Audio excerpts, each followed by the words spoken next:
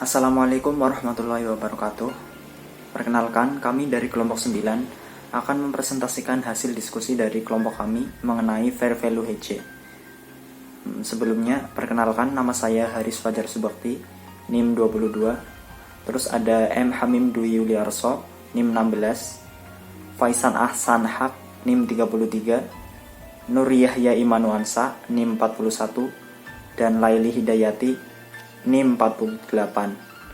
Baik, langsung ke materi fair value hedge atau lindung nilai atas nilai wajar. Nilai wajar merupakan pengukuran berbasis pasar, bukan pengukuran yang spesifik atas suatu entitas.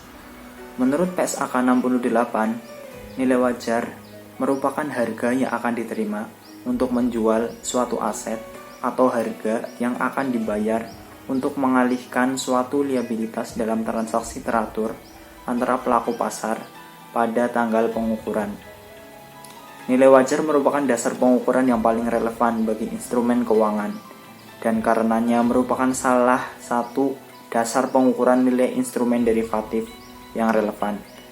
Instrumen derivatif harus dinyatakan sebesar nilai wajar, dan penyesuaian terhadap nilai tercatat aset dan liabilitas yang dilindungi harus menggambarkan nilai wajar, laba rugi aset atau liabilitas yang bersangkutan, akibat resiko yang dilindungi dan yang terjadi pada saat lindung nilai berlaku. Terus lanjut ke slide yang kedua, lindung nilai atau hedging. Lindung nilai atau hedge accounting merupakan teknik manajemen resiko dengan menggunakan derivatif atau instrumen hedging lainnya untuk mengkompensasi perubahan nilai wajar atau perubahan arus kas terkait aset, kewajiban, dan transaksi lain yang akan digunakan di masa depan. Akuntansi lindung nilai didasarkan pada standar akuntansi keuangan nomor 50 yang diubah menjadi SAK 71. Rencana diberlakukannya efektif pada tahun 2020. Akuntansi lindung nilai mengakui pengaruh saling hapus. Jangan lupa bahwa konsep utama lindung nilai adalah adanya pengaruh saling hapus pada laba rugi atas perubahan nilai wajar dari instrumen lindung nilai dan item yang dilindungi nilainya. Jadi, ada dua hal yang harus ada dalam lindung nilai, yaitu yang pertama, apa yang harus dilindungi atau item apa yang harus dilindungi. Terus yang kedua, itu adalah instrumen yang harus dilindungi. Terima kasih. Oke, selanjutnya saya akan membahas mengenai kualifikasi lindung nilai. Suatu hubungan lindung nilai memenuhi kualifikasi akuntansi lindung nilai jika seluruh kondisi berikut terpenuhi. Yang pertama, pada saat dimulainya lindung nilai terdapat pendapatan dan pendokumentasian formal atas hubungan lindung nilai dan tujuan manajemen risiko entitas serta strategi pelaksanaan lindung nilai. Kedua, lindung nilai diharapkan akan sangat efektif dalam rangka saling hapus atas perubahan nilai wajar atau perubahan arus kas yang dapat diatribusikan pada resiko yang dilindungi nilai konsisten dengan strategi manajemen resiko. Ketiga, untuk lindung nilai atas arus kas harus bersifat kemungkinan besar terjadi dan terdapat eksposur perubahan arus kas yang dapat memengaruhi laba rugi. 4. Efektivitas lindung nilai dapat diukur secara andal. Nilai wajar atau arus kas dari item yang dilindungi nilai wajar dapat diatribusikan pada resiko yang dilindungi nilai dan nilai wajar instrumen lindung nilai tersebut harus dapat diukur secara handal. 5. Lindung nilai dinilai secara berkesinambungan dan ditentukan bahwa efektivitasnya sangat tinggi sepanjang periode pelaporan keuangan di mana lindung nilai tersebut ditetapkan. Selanjutnya lindung nilai atau hedging. Lindung nilai atau hedging ada 3 jenis. Yang pertama, lindung nilai atas nilai wajar, merupakan suatu lindung nilai terhadap eksposur perubahan nilai wajar atas aset atau liabilitas yang telah diakui atau komitmen pasti yang belum diakui atau bagian yang telah diidentifikasi dari aset, liabilitas atau komitmen pasti tersebut yang dapat diatribusikan pada resiko tertentu dan dapat memengaruhi laba rugi. Yang kedua, lindung nilai atas arus kas merupakan suatu lindung nilai terhadap eksposur variabilitas arus kas yang dapat diatribusikan pada resiko tertentu yang terkait dengan aset dan liabilitas yang telah diakui. Misalnya, seluruh atau sebagian pembayaran bunga di masa depan atas utang dengan suku bunga variabel. Atau yang dapat diatribusikan pada resiko tertentu terkait dengan perakiraan transaksi yang kemungkinan besar terjadi dan dapat memengaruhi laba. Yang ketiga, lindung nilai atas investasi neto pada operasi di luar negeri, sebagaimana telah didefinisikan dalam PSAK 10 revisi tahun 2010 pengaruh kurs valuta asing. Jadi di sini saya akan menjelaskan mengenai lindung nilai atas nilai wajar. Lindung nilai harus dicatat sebagai yang pertama, keuntungan atau kerugian yang berasal dari pengukuran kembali instrumen lindung nilai pada nilai wajar untuk instrumen derivatif atau komponen mata uang asing dari nilai tercatat yang diukur berdasarkan PSAK 10 revisi tahun 2010 tentang pengaruh perubahan kurs valuta asing untuk instrumen lindung nilai non-derivatif diakui pada laba rugi. Dan yang kedua, keuntungan atau kerugian atas item yang dilindungi nilai yang dapat diatribusikan pada risiko yang dilindungi nilai dengan menyesuaikan nilai tercatat, item yang dilindungi nilai dan diakui pada laba rugi. Metode-metode dalam melakukan hedging nilai wajar. Lindung nilai atas nilai wajar dapat dilakukan dengan instrumen derivatif atau instrumen hedging lainnya. Instrumen derivatif diantaranya yaitu 1. Forward adalah perjanjian antara dua pihak untuk menyerahkan atau membeli komoditas atau valuta asing dengan harga, jumlah, dan tanggal penyerahan yang sudah ditetapkan sebelumnya. Forward bisa benar-benar diselesaikan dengan penyerahan komoditas atau valuta asing secara fisik atau melalui penyelesaian neto.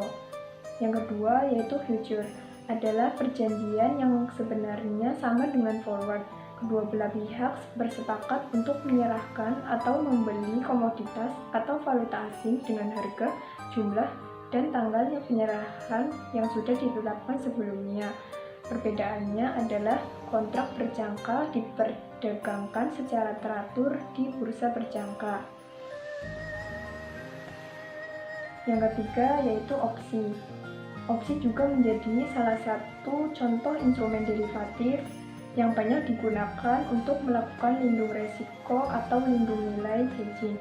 Terdapat dua jenis kontrak opsi, yaitu opsi beli dan opsi jual. Opsi beli memberikan hak kepada pemegangnya untuk membeli aset tertentu, sedangkan opsi jual memberikan hak kepada pemegangnya untuk menjual aset tertentu. Pemegang opsi memiliki hak tetapi tidak memikul kewajiban untuk melaksanakan transaksi dengan harga yang ditetapkan dalam opsi.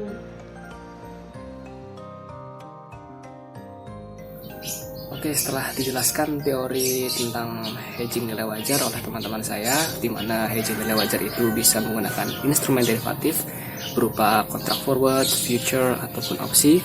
Nah, sekarang saya akan membahas contoh soal kasus hedging nilai wajar menggunakan kontrak forward. Oke, di sini ada contoh soal lindung nilai atas nilai wajar dengan kontrak forward.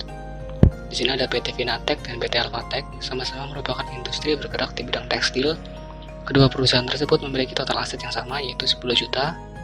Dalam kurun waktu operasional selama 10 tahun, ternyata PT Alphatech yang berkembang pesat dan 3 tahun terakhir mencatat kenaikan laba. Sedangkan PT Vinatech mengalami penurunan selama 3 tahun terakhir, merugi. Untuk mencegah nilai aset yang semakin turun, saham perusahaan PT Vinatech agar tidak turun drastis melakukan perjanjian kontrak forward untuk menjual 100.000 lembar sahamnya dengan harga pasar saat ini, yaitu 110 per lembar saham, dan diselesaikan secara neto. Kontrak jatuh tempo dalam 6 bulan. Nilai buku aset pada saat ini yaitu sebesar $100 per lembar saham. Nah, pada 1 November 2018, kontrak forward ditandatangani. Karena baru ditandatangani, tidak ada jurnal yang dicatat di tanggal ini, karena tidak ada pembayaran kas atau penerimaan. kontrak akan berakhir pada 30 April 2019, yaitu 6 bulan sejak 1 November 2018. Kemudian, pada 31 Desember 2018, harga pasar aset sebesar 112 per lembar saham. Ini ada kenaikan ya. Nah, di sini karena ada perubahan, maka mencatat atau menjurnal nilai wajar dari kontrak forward pada tanggal ini dan menyesuaikan nilai dari asetnya. Jadi di akhir periode di sini penyesuaian dilakukan pada kontrak forward, juga dilakukan juga penyesuaian terhadap item yang dilindunginya ya di sini, yaitu aset. Nah, laporan keuangan dibuat secara kuartalan atau 3 bulanan. Kemudian di sini ada rumus mencari nilai wajar. Nilai wajar sama dengan jumlah nosional. Jumlah nosional ini adalah jumlah yang dijual ya di kontrak forward, yang tercantum di kontrak forward. Di sini ada 100.000 lembar saham. Kemudian dikalikan kurs forward saat ini dikurangi kurs forward menurut kontrak, dibagi 1 plus R pangkat T. R di sini adalah tarif atau suku bunga diskonto, dan T merupakan periode hingga kontrak berakhir. Nah, pada tanggal 31 Desember 2019, ya tanggal di mana dibuat laporan keuangan, di sini ada penyesuaian karena perubahan nilai wajar ya dari 110 ke 112.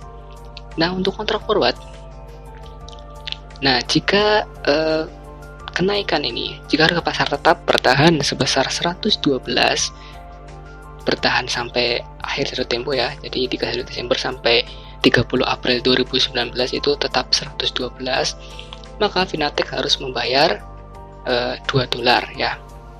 Kalau membayar, kan waktu itu di perjanjian kontraknya dijual asetnya dijual seharga 110. Ternyata harga pasarnya 112. Selisih 2 ini merupakan selisih yang harus dibayar Finatek kepada pihak spekulator ya. Pembayaran akan terjadi dalam 4 bulan ya, 31 Desember sampai 30 April ya, anggapannya harga pasarnya itu 112 tetap. Jadi perkiraan nilai wajar kontrak di 31 Desember 2018. Asumsikan suku bunga diskonto 1% per bulan. Jadi kalau pakai rumus yang tadi, rumus ini tadi kan jumlah nosionalnya kan 100.000 dikalikan kurs forward HP ini kan 112 dikurangi 110 berarti kan 2, jadi 100.000 dikalikan 2 kan 200.000. Nah, 200.000 dibagi 1,01 pangkat 4 ya, karena 4 bulan ke depan. Jadi nilai wajarnya adalah 192.196. Jurnal penyesuaian terkait kontrak forward yaitu sebagai berikut. Debitnya rugi ya, karena PT Finatek harus membayar, jadi rugi pada kontrak forward senilai 192.196. Kemudian kreditnya adalah kontrak forward ya, ini dinyatakan dalam hutang ya, hutang karena PT Finatek harus membayar.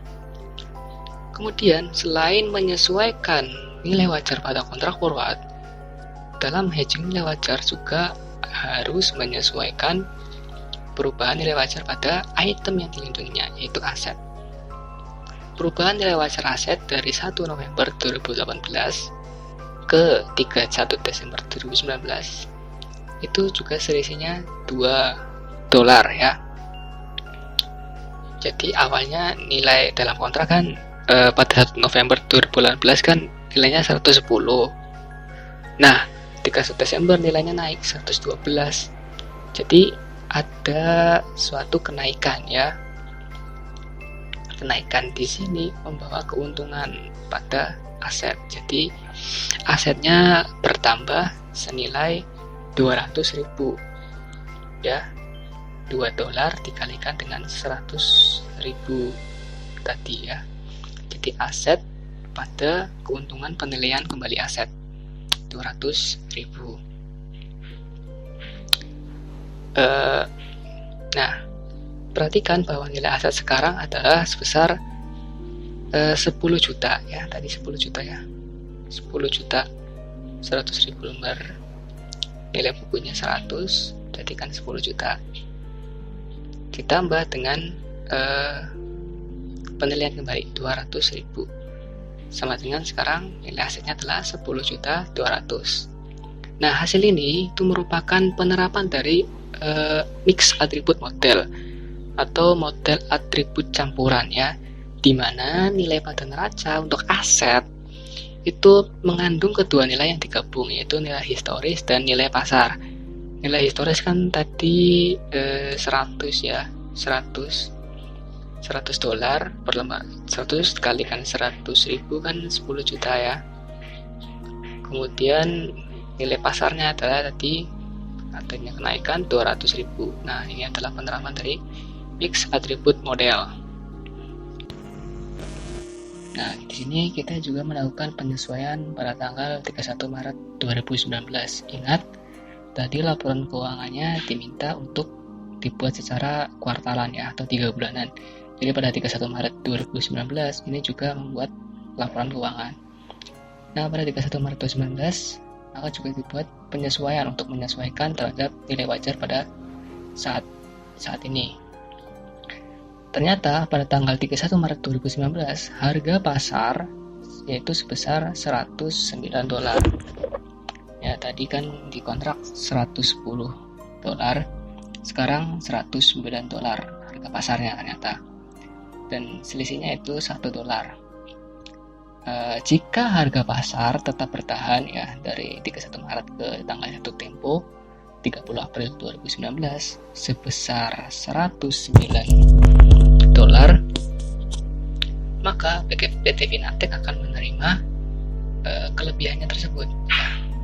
Jadi kan karena tadi dijualnya itu kan 110, ternyata harga pasarnya itu lebih murah 109. Nah, di sini kan berarti jualnya lebih mahal ya. Nah, selisih ini dianggap sebagai suatu keuntungan bagi PT Finatek. PT Finatek akan menerima selisih ini dalam 1 bulan. Ya, jadi $1 kali 100.000 akan menerima $100.000. Jadi perkiraan nilai wajar kontrak di 31 Maret 2019 asumsikan bahwa suku bunga diskonto 1% per bulan. Jadi menggunakan rumus tadi dihitung, jadi 100.000 dibagi 1,01 pangkat 1 sama dengan 99.010. Jadi jumlah penyesuaian terkait kontrak forward yaitu sebagai berikut. Kontrak forward debit ya, debit diakui sebagai piutang 99.010. Kenapa diakui sebagai piutang? Karena PT Finatek akan menerima kelebihan $1 ini dalam 1 bulan ya.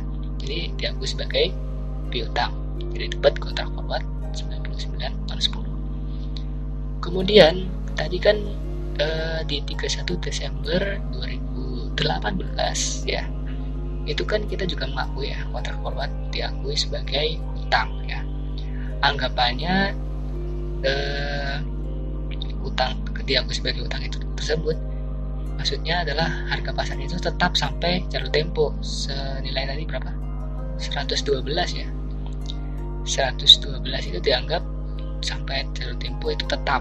Ternyata pada 31 Maret itu harganya berubah jadi $109. Nah, perubahan harga ini mengakibatkan yang tadi yang telah diakui hutang itu harus dihapuskan ya, harus dihilangkan. Jadi didebet 192, 196. Nah, akan memunculkan keuntungan pada kontrak forward yaitu senilai 579.500 ya, untuk menutup kerugian yang tadi diakui di 31 Desember ya, kerugian kontrak forward ya. Kemudian selain melakukan penyesuaian terhadap kontrak atau instrumen lindung nilai, juga melakukan penyesuaian terhadap item yang dilindungi, yaitu berupa aset tadi. Nah, perubahan nilai wajar aset yaitu sebesar 112 dikurangi 109. 112 kenapa 112? Tadi kan di 31 Desember kan diakui nilai pasarnya 112 ya. Sekarang turun 109. Nah, penurunan ini mengakibatkan asetnya berkurang ya. Jadi aset berkurang di kredit 300.000, dan ini juga merupakan suatu kerugian tadi ya, karena nilai wajarnya berkurang ya. Jadi jurnalnya adalah rugi penilaian kembali debit pada aset senilai 300.000. Nah, jadi nilai aset sekarang adalah sebesar 10 juta ditambah 200.000, berarti kan di penyesuaian 31 Desember, kemudian dikurangi dengan penyesuaian 31 Maret yaitu 300.000. Jadi nilai aset sekarang adalah sebesar 9.900.000. Oke, di sini 30 April 2019 di mana kontrak ini diselesaikan ya, atau tanggal jatuh temponya kontrak. Ternyata pada 30 April 2019 harga pasarnya yaitu senilai 107,5 dolar ya, dimana harga ini tuh lebih murah daripada yang ada di kontrak ya. Di kontrak kan jualnya itu kesepakatannya 110, ternyata harga pasarnya 107,5, berarti kan lebih mahal ya jualnya. Nah, ini berarti PT Finatek akan menerima 250.000 ya, dimana 250.000 dari 2,5 selisih 110 dan 107,5 dikalikan dengan lembar saham yang dijual 100.000 untuk menyelesaikan kontrak tersebut.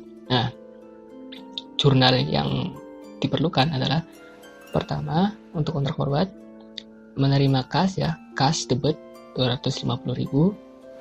Kemudian kontrak forward tadi yang 99010 anggapannya kan harga tadi 109 itu kan sampai 30 April, ternyata berubah.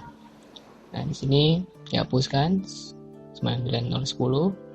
Kemudian keuntungan penilaian pada kontrak, keuntungan pada kontrak forward senilai 150.990 ya. Kemudian selain melakukan jurnal terhadap kontrak forward, juga melakukan jurnal pada aset item yang dilindungi ya. Perubahan nilai wajar aset sebesar tadi kan 109 di 31 Maret, sekarang 107,5 ya. Jadi 109 dikurang 107,5 dikalikan 100.000 ya. Jadi tadi 109 sekarang 107,5, berarti ada penurunan ya, penurunan nilai asetnya berkurang 150.000. Jadi aset berkurang di kredit 150.000, dan karena penurunan ini jadi ada timbul kerugian ya, kerugiannya bertambah di debit rugi penilaian kembali aset 150.000. Oke, jadi itu jurnal untuk 30 April. Nah, sekarang coba perhatikan, ini adalah ringkasan ya, tabel ini adalah tabel ringkasan pengaruh hedging terhadap laba rugi ya, terhadap laba rugi. Di sini coba kita perhatikan, di sini ada penyesuaian aset dan penyesuaian terhadap kontrak forward di Desember 31, di situ 200.000 untung, kemudian pada 31 Maret rugi 300.000, kemudian pada April juga rugi 150.000, sehingga totalnya menjadi rugi 250.000. Sedangkan pada penyesuaian kontrak forward pada Desember itu rugi 192, 196. Kemudian di Maret itu untung 291, 206. Kemudian pada April untung 150, 990 ya. Nah, itu totalnya adalah untung 250.000. Nah, coba perhatikan ya, antara aset dan kontrak forward di situ 250.000 rugi dan 250.000 untung. di situ muncul suatu saling hapus ya di sini. Jadi ada saling hapus antara kontrak forward dengan item yang dilindunginya, yang seperti yang dijelaskan oleh teman-teman saya sebelumnya, bahwa di situ akan terjadi saling hapus. Jadi pengaruh laba rugi, pengaruh hedging pada laba rugi itu akan berefek nol ya, berefek nol. Dimana hedging ini merupakan hedging yang sangat efektif. Baik, untuk selanjutnya, di sini saya akan memberikan contoh soal lindung nilai atas nilai wajar dengan kontrak opsi. Jadi di sini ada PT Finatek dan PT Alphatech, sama-sama merupakan industri yang bergerak di bidang tekstil. Kedua perusahaan tersebut memiliki total aset yang sama, yaitu senilai $100.000 dalam kurun waktu operasional selama 10 tahun. Ternyata PT Alphatech yang berkembang pesat dan 3 tahun terakhir mencatat kenaikan laba, sedangkan PT Finatek mengalami penurunan selama 3 tahun terakhir merugi. Nah, berarti ini PT Finatek ya, yang mencoba melakukan lindung nilai.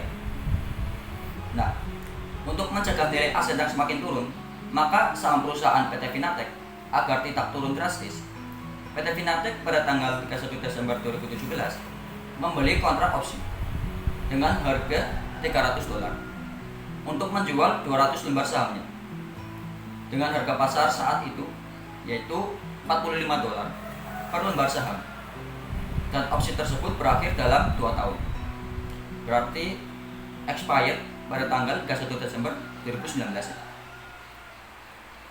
Laporan keuangan dibuat secara tahunan. Nah, kita tahu bahwa nilai wajar dari opsi terbentuk dari 2 komponen, yaitu nilai waktu dan nilai intrinsik. Sepanjang masa hidup opsi tersebut, nilai waktu akan menjadi 0 atau habis ya. Ini disebabkan kenyataan bahwa nilai waktu opsi berhubungan dengan kemampuan exercise dari opsi tersebut sepanjang jangka waktu tertentu. Saat opsi bergerak menuju tanggal expired, perceived value dari porsi nilai waktu dari opsi akan menurun selaras dengan hukum nilai waktu uang dan pengaruh pasar lainnya. Nilai waktu biasanya memang umumnya menurun sepanjang masa hidup opsi, tapi tidak selalu dengan cara linear. Berarti menurunnya, nominal penurunannya tidak selalu sama ya. Misal tahun pertama menurun sebesar 10, tahun kedua 10, tahun ketiga 10, nggak mesti ya. Walaupun bisa sih 10, 10, 10, tapi bisa saja 10 terus turun 11 terus turun 12, bisa saja ya. Nah, intrinsic value akan bervariasi tergantung perbedaan antara harga saham yang berlaku dengan harga saham pada saat opsi tersebut dibeli. Nah, bisa kita lihat tabel ini. Dalam tabel berikut, intrinsic value meningkat dari 0 ke 200 antara tanggal 31 Desember 2017 dan 31 Desember 2018. Ini ya. Karena saat harga saham turun sebesar $1, maka kenaikannya sebesar $200 ya. Jadi $1 kali 200 ya. Dan harga pun menjadi semakin efektif senilai jumlah yang sama.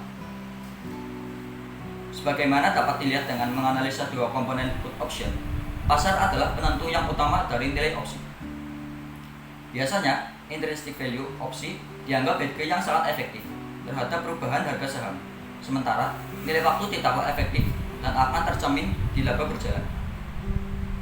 Ini ya, harga pasar aset dari tahun 2017 sebesar $45, lalu 2018 turun menjadi $44, lalu 2019 turun menjadi $42.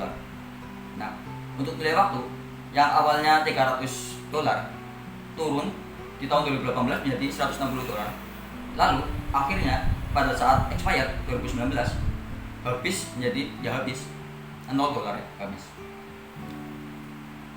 Nah, untuk jurnal ya, pada saat pembelian kontrak opsi yaitu pada tanggal 31 Desember 2017, yang pertama ada debit kontrak opsi dan kreditnya kas senilai $300 ya. Lalu untuk mencatat kenaikan intrinsic value atau nilai wajar dari opsi, itu debitnya yaitu kontrak opsi dan kreditnya laba keuntungan pada kontrak opsi yang belum terrealisasi ya, sebesar $200.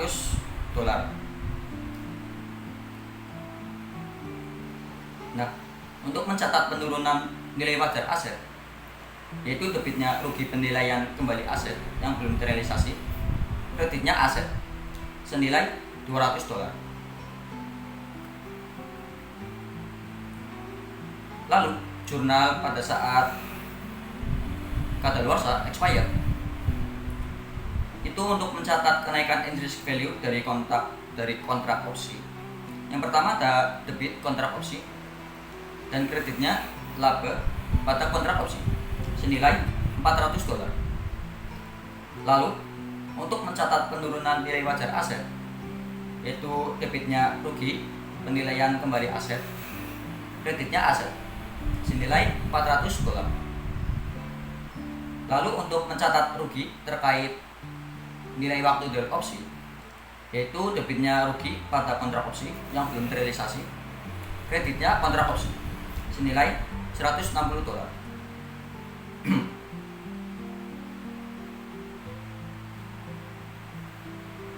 Baik, sekian video presentasi dari kelompok kami, kelompok 9. Dan apabila terdapat kesalahan atau hal-hal yang kurang berkenan dari kami selaku kelompok 9 mohon maaf yang sebesar-besarnya. Sekian dari kami. Terima kasih. Wassalamualaikum warahmatullahi wabarakatuh.